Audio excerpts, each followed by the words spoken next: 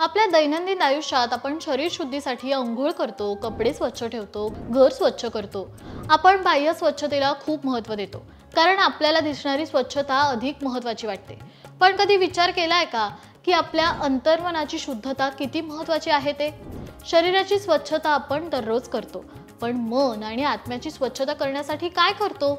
मन अस्वच्छ असेल, विचार नकारात्मक असतील, राग, लोभ, मोह, द्वेष आणि अहंकार असेल, तर बाह्य शुद्धी असूनही आपण खऱ्या अर्थाने शुद्ध असतो का?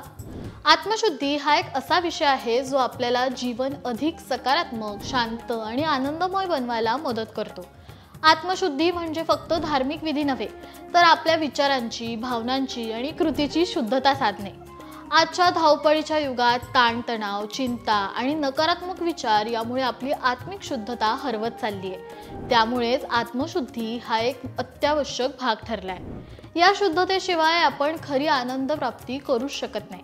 म्हणूनच आज आपण आत्मशुद्धी म्हणजे काय, ती कशी साधता येते, कोणते सोपे आणि प्रभावी मार्ग आहेत याबद्दल जाणून घेऊया. आत्मशुद्धी म्हणजे काय? तर आत्मशुद्धी म्हणजे आपले विचार, कर्म आणि भावनांची स्वच्छता. केवळ बाह्य शुद्धीने मन आणि आत्मा स्वच्छ होत नसतो. त्यासाठी अंतर्मनातील दोष, नकारात्मकता आणि अहंकार दूर करणं आवश्यक असतं. पहिलं म्हणजे ध्यान आणि प्राणायाम. ध्यान आणि प्राणायाम हे आत्मशुद्धीच्या प्रक्रियेत सर्वात महत्त्वाचे आणि प्रभावी उपाय आहेत. मनुष्याच्या विचारांचा आणि भावनांचा थेट परिणाम त्याच्या आत्म्यावर होत असतो. जर मन अस्थिर असेल, चिंतेने भरलेले असेल, तर आत्मिक शुद्धता साध्य होऊ शकत नाही. ध्यान आणि प्राणायाम यामुळे मनाची एकाग्रता वाढते, नकारात्मक विचार दूर होतात आणि आत्मिक शांतता मिळते. रोज सकाळी 10 ते 15 मिनिटं शांत स्थळी बसून ध्यान करावे. त्यासोबतच प्राणायाम केल्याने मन निर्मळ होतं, नकारात्मक ऊर्जा दूर होते आणि शरीरातलं चैतन्य वाढतं. दुसरं आहे मंत्र जप आणि नामस्मरण. मंत्र जप आणि नामस्मरण हे आत्मशुद्धीचे प्रभावी साधन आहे. वेद, उपनिषदांमध्ये आणि संतांच्या वचनांमध्ये मंत्र जपाचे महत्त्व अनेकदा सांगितले गेले आहे. मंत्रध्वनीमध्ये विलक्षण आध्यात्मिक शक्ती असते, जी मन आणि आत्म्यावर सकारात्मक परिणाम घडवत असते. मंत्र हे काही विशिष्ट ध्वनी तरंगाचे शक्तिशाली स्वरूप आहे. योग्य उच्चार आणि श्रद्धेने मंत्र जप केल्याने आत्म्यात सात्विक ऊर्जा निर्माण होते. मंत्र जप हा व्यक्तीची आंतरिक शुद्धी घडवणारा आणि ईश्वरी शक्तीशी जोडणारा माध्यम आहे. जेव्हा आपण एखादा मंत्र जपत असतो, तेव्हा त्या मंत्राच्या उच्चारातून एक विशिष्ट ऊर्जा निर्माण होत असते. ही ऊर्जा आपल्या चित्तात आणि आत्म्यात सकारात्मक परिणाम घडवत असते. संस्कारात म्हटल्याप्रमाणे रामनाम, कृष्णनाम, ओंकार, गायत्री मंत्र यांचा जप केल्याने आत्म्याला सात्विक ऊर्जा मिळते. तसेच रामकृष्ण हरी, ओम नमः शिवाय यासारखे मंत्र मन शांत करत असतात आणि आत्मशुद्धी घडवतात. तिसरं आहे सत्य आणि अहिंसा यांचे पालन. सत्य आणि अहिंसा हे कोणत्याही आध्यात्मिक साधनेसाठी आणि आत्मशुद्धीसाठी अत्यंत महत्त्वाचे तत्व आहे. केवळ बाह्य शुद्धी करून उपयोग नसतो, तर आपल्या विचारांमध्ये, बोलण्यात आणि कृतीतही सत्य आणि अहिंसेचा अंगीकार केला पाहिजे. कारण नकारात्मक विचार, असत्य भाषण आणि इतरांना दुखवणारी कर्मे आत्म्याला अशुद्ध करत असतात. सत्य म्हणजे जे खरे आहे, जे वास्तव आहे, जे ईश्वराच्या सत्तेला धरून आहे, ते सत्य.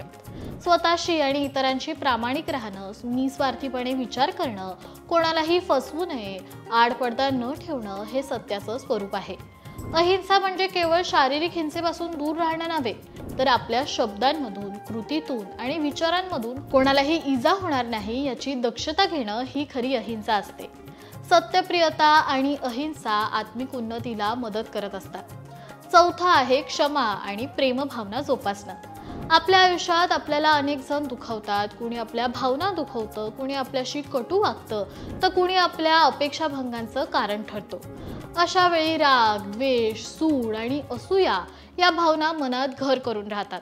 पण या नकारात्मक भावनांनी आपणच दुःखी होतो आणि आपल्या आत्म्याची शुद्धता कलुषित होते. म्हणूनच क्षमा आणि प्रेमभावना ही आत्मशुद्धीसाठी आवश्यक आहे. क्षमा केल्याने मनातलं ओझं हलकं होतं. द्वेष, राग आणि असूया यांचा नाश होतो आणि आपल्या आत्म्याला शांती आणि समाधान मिळतं. पाचवं म्हणजे सात्विक आहार आणि संयम. आपण जे जेवण करतो त्याचा थेट परिणाम आपल्या शरीरासोबतच मन आणि आत्म्यावर होत असतो.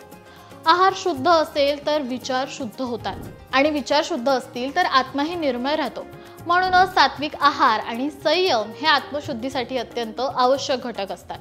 सात्विक आहारासोबतच इंद्रिय संयम ठेवणंही तितकंच गरजेचं आहे. नकारात्मक विचारांना रोखणं, चुकीच्या अशुद्ध गोष्टी पाहणं टाळावं, अश्लील, द्वेषपूर्ण किंवा चुकीच्या गोष्टी ऐकणं टाळावं. संयम ठेवल्याने अनावश्यक वासना, क्रोध आणि मोह टाळता येतो. सात्विक जीवनशैली आत्म्याला शुद्ध आणि प्रकाशमान बनवते. 6वं म्हणजे सेवा आणि परोपकार. निस्वार्थ सेवा हा सर्वोच्च धर्म आहे. सेवा ही केवळ धनाने होत नाही, तर मन, शरीर, शब्द आणि कर्मांनीही आपण सेवा करू शकतो. सेवा म्हणजे अहंकार विसरणं. जेव्हा आपण दुसऱ्यांसाठी काहीतरी करतो तेव्हा आपला स्वार्थ, अहंकार आणि लोभ कमी होतो. दान, परोपकार आणि सेवा केल्याने पाप नष्ट होतात आणि आत्मा शुद्ध होतो. परोपकार हा मन, आत्मा आणि समाज यांना शुद्ध ठेवतो. श्रीकृष्ण गीतेत म्हणतात की परोपकार आणि सेवा केल्याने आपण सात्विक मार्गावर जातो.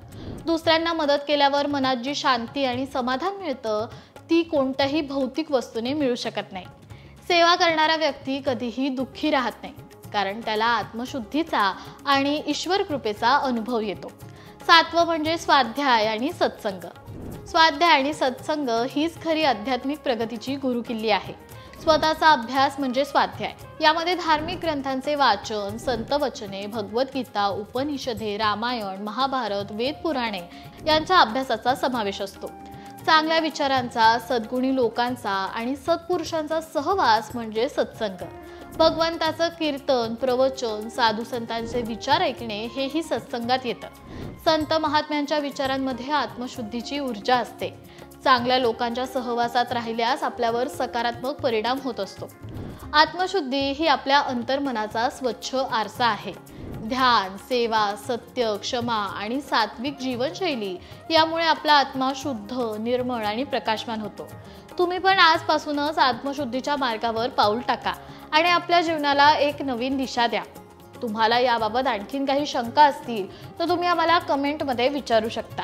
त्यासोबतच व्हिडिओमधील माहिती उपयोगाची वाटली असेल तर व्हिडिओला लाईक करा, जास्तीत जास्त लोकांपर्यंत शेअर करा आणि आमच्या लोकमत भक्तीच्या फेसबुक पेजला लाईक आणि यूट्यूब चॅनलला सबस्क्राईब करायला विसरू नका.